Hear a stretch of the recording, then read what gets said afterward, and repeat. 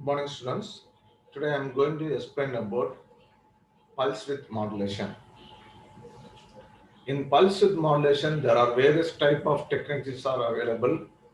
For example, single pulse width modulation, multiple pulse width modulation, sinusoidal pulse width modulation, modified sinusoidal pulse width modulation. Like this, various types of techniques is available. So this technique it is used to control the voltage. For example, you take a lamp or you take a fan. So the input voltage is 230 volt. So what will happen means if you want to reduce the voltage, we can go for the PWM techniques. Or if you want to control the speed of the motor, we can use this PWM techniques. Or you can increase the brightness of the light. So intensity of the light. So you have to control any applications or power electronic applications. For all this, the PWM technique is very, very important. So majorly we are going to use to control the speed of the motor by using the PWM technique. So compared to the other techniques, there are a lot of advantages are available. So we are using this PWM techniques. So it is an effective control techniques to generate analog signals from a digital device like microcontroller. By using Arduino controller, we can generate the PWM signal. The various types are available. By using a comparator, we can generate the PWM signal or Arduino controller or 8051 controller or PIC microcontroller. By using that controller also, we can generate the signal.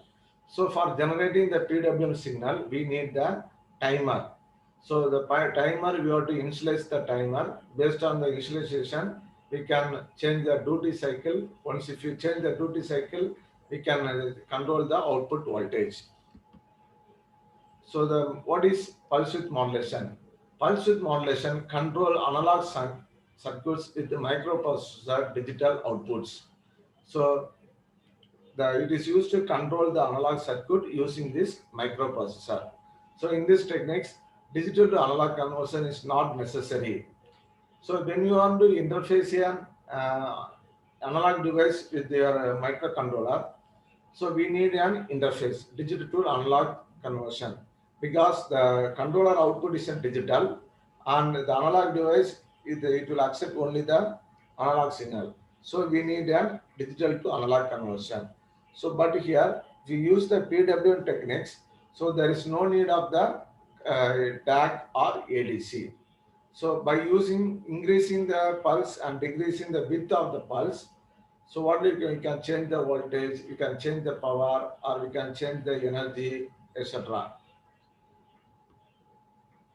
Let us see some examples.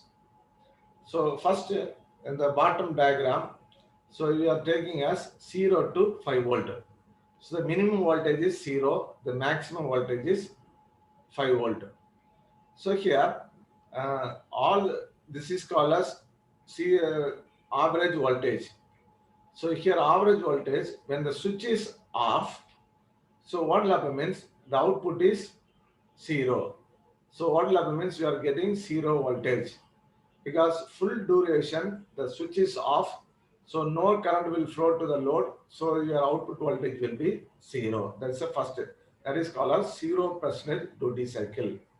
Next we can take 6 second, time is 6 millisecond to 8 millisecond. Full time the switch is on. So what will happen means when the switch is on, the current will flow, so there is a voltage. So what voltage you will get? 5 volt. Continuously average voltage is called as 5 volt, because continuously the switch is on, so you will get as 5 volt. So first 2 millisecond it is off, so your voltage will be 0. Next see 25 percentage. So 25 percentage means 0 to 2 millisecond. So in 0 to 2 millisecond, so that is called as 25 percentage means nothing but zero point 0.5 millisecond. So zero point 0.5 millisecond, the switch is on. The remaining time period, that is called as 1.5 millisecond. 1.5 millisecond, the switch is off, and 0.5 second the switch is on. So that is called as 25% duty cycle. So your voltage will be, this is the voltage, average voltage. So this is called as 5 volt. 5 volt, here we are getting 0 voltage. So here we get 25%. So 25% means nothing but 1.25 volt. So if the switch is on for zero point 0.5, that is called as 0.5 millisecond, and it is off for 1.5 millisecond. So their voltage is 1.25 volt. That is called as 25% duty cycle. Next one is 50% duty cycle, means 1 millisecond the switch is on and 1 millisecond the switch is off. So that is called as 50% duty cycle. So you will get 2.5 volt. This is here, this is middle, so you'll get 2.5 volt. Next one is 75% duty cycle, means 1.5 second the switch is on, 0.5 second the switch is off. So your average voltage will be 3.75. So first the switch is off, 0, 1.25, 2.5, 3.75. Next one is called as 5 volt. So we can change any voltage, 60%, 65%, 70, 75, 80. So if you change automatically, what will happen is your output voltage will change. When the output voltage is changed, automatically the speed of the motor or the intensity of the light or brightness of the light will get changed. So here the 50% duty cycle means the switch is on. This is called as an on period, and this is called as off period, and this is called as a pulse width. So we can increase the pulse width. See here, this is the pulse. So here is the pulse width is 0.5 second. Next here 1 millisecond. The width is increased. Here 1.5 millisecond. Here 2 millisecond. So here you are changing the pulse width. So when you changing the pulse width, automatically your voltage will get increased. If you decrease the pulse width, the output voltage will get decreased. So duty cycle means that is called as T on divided by T on plus T off into 100. So if you take 50% duty cycle, so what is the on period? 1 millisecond. So what is the total period? T on plus T off. T on is called as 1 millisecond and T off is 1 millisecond. So 1 plus 1, 2 millisecond. So 1 divided by 2 means that is called as 0.5 into 100. So you will get us, that is called as a duty cycle. So if you change the duty cycle, automatically the output voltage will change. So the main thing is PWM techniques duty cycle. So by varying the duty cycle only, the output voltage will change. So here the period is fixed. There is no change. Only the T on will get changed. If you change the T on, automatically the duty cycle will change. So here 0 to 5, same example, that you are using a 5 volt. Here we are using a 12 volt. So I have connected a motor, 12 volt motor. So here first it is 100% duty cycle. So you are getting 12 volt. The 12 volt is given to the motor. So the motor will run at high speed. Next I am using 25% duty cycle. So I will get as 3 volt, because 100% means 12 volt. If you divide by 4, you will get 3 volt. So if you give 3 volt, automatically what will happen means the motor speed will get reduced. Next one is 50% means 6 volt. So the voltage is increased, the speed of the motor also get increased. 90% means 10.8 volt. So more voltage is given to the motor, the speed also will get increased. So next we are going to see about how to generate PWM signals. So there are various methods are available. So by using the Arduino controller, we can the hardware connection signal, or how to various connect the types of Arduino controller is controller available. with, By using that controller, we can generate from signal. IC. By After next connection, by you have to simple write a method, program. that is by using So a program I will converter, explain we in can the generate separate PWM topics. signals. So today I am So if going you take to a explain only converter, the it hardware consists of 2 connections. inputs and 1 outputs. So output is called as So an these are the PWM explanation signal. I got given And for input, the there hardware are two connections. inputs. One is called as So an the address reference, of the another one is called EEPROM as is a carrier normally signal. 50. So Suppose these two you are signals you have to connecting give only to the one converter. IC means So the so the converter IC will give an address output. is 50. So depending upon the Suppose you are inputs, the connecting pulse width two will IC get means changed. one address So IC this address is is the 50, another pictorial address is representation. 51. If you connecting There are 3 two means inputs are there. One is 0, called as 50, 51, short tooth. 52. Like that, the Another one is address called value as is a changed. modulating signal. So based on the address here only, we can you will use some send the data to the memory. rectangular signal. Suppose you are connecting Or we 8 can give IC. an DC So what signal, happens means or we can give a each sinusoidal IC signal. you assume Any that type of 200 signals we kilobytes. can give. So 8 one into is called 3 as a means reference, another one is 1600 called as kilobytes. carrier. So So these first two signals are 200, given to the 200 memory converter. location, it is So the allocated converter for it will first produce EEPROM. a high signal. Next So memory this is called 200 as to a 400, pulse width 400 signal. to That is called as 600, PWM 600 to signal. 800, like that. So how address we will get be the PWM assigned. signal means, So if I want suppose to I am giving a store DC the signal. data in So the DC 1500 signal address which is means called as a straight automatically line. you have to select the So address here the 57. converter it will give Suppose the convert. I want to store So the first data the DC in line the is here. memory The DC 100. is Location is 100 5 means volt. you have to select the first memory. So the The address is sawtooth waveform 50. is So more like than that 5 volt address means will get so changed. you will get a positive output. If the sawtooth waveform is less Then reference voltage you will get a low output. So comparator it will compare the two signals. If the sawtooth amplitude is more than the modulating signal, it will give an high. If the sawtooth amplitude is less means your output will be 0. So we will get a compare high and low. Comparator output will be always high and low. So this is a simple method of generating the PWM signal. So these are the various types of PWM techniques: single pulse width modulation, multiple pulse width modulation, sinusoidal, modified sinusoidal pulse width modulation, space vector pulse width modulation. So what is my single pulse width modulation means? If you take one cycle, if you take one cycle means 360-degree, you'll get only one pulse.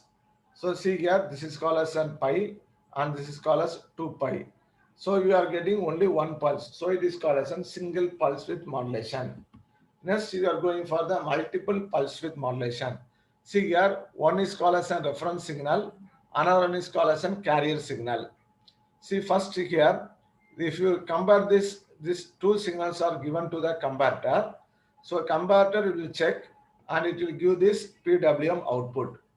Now let us see here, this is the first point. So this over here, the reference signal is called as a rectangular signal. So that is called as an amplitude, this amplitude. Here the carrier signal amplitude is greater. So here it is high. When it reaches this point to this point, so the carrier signal voltage is amplitude is less. So we are getting 0. So when the carrier signal is amplitude is high means you will get high. Carrier signal amplitude is less than the reference means you will get 0. So continuously you will get the value. So this is called as a multiple pulse width. In one 360-degree you are getting many pulse. So this is called as a multiple pulse width modulation. Next is called as a sinusoidal pulse width modulation. So here what is the difference means? Here you are using instead of square pulse, I'm using a sinusoidal pulse. That's act as a reference carrier signal. Not carrier signal, it is called as a reference signal. So here, if you see a rectangular, all the pulse width are equal.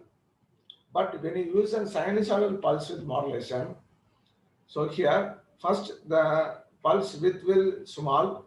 Next it is increased. Once again it will become as small. So if you go for a rectangular as a reference signal, so all the pulse width are equal time period. When you go for the sinusoidal pulse width modulation, the pulse width is not equal. It will get changed. That is the difference between multiple pulse width and sinusoidal pulse width. Next one is called as modified. So here what is mean modified means, see this is called as a reference signal and this is called as a carrier signal, that is called as a short tooth. So short tooth, this is 180-degree. So 60 degree to 120 degree, so there is no sawtooth signal. So what will happen means during this time period, so always there is no pulses, so it is high, so the output will be high. Like that we can do it for different methods. For example, here 0 to 180 degree there is no carrier signals. We can set as 30 to 150 degree no carrier signals, or 90 to 120 degree there is no carrier signals. Like that we can change the PWM output. The last one is space vector modulation. So next, applications. So the applications of PWM, it is used for many applications. It is used in telecommunication for encoding purpose. Next, it is used to control the brightness of the smart lighting system. Next, it is used to control the speed of the motor. Next, it is used in the motherboards. Next, it is used in the audio amplifiers. Next, fan control, everything. Lot of applications are available for PWM techniques. Next, what are the advantages and disadvantages?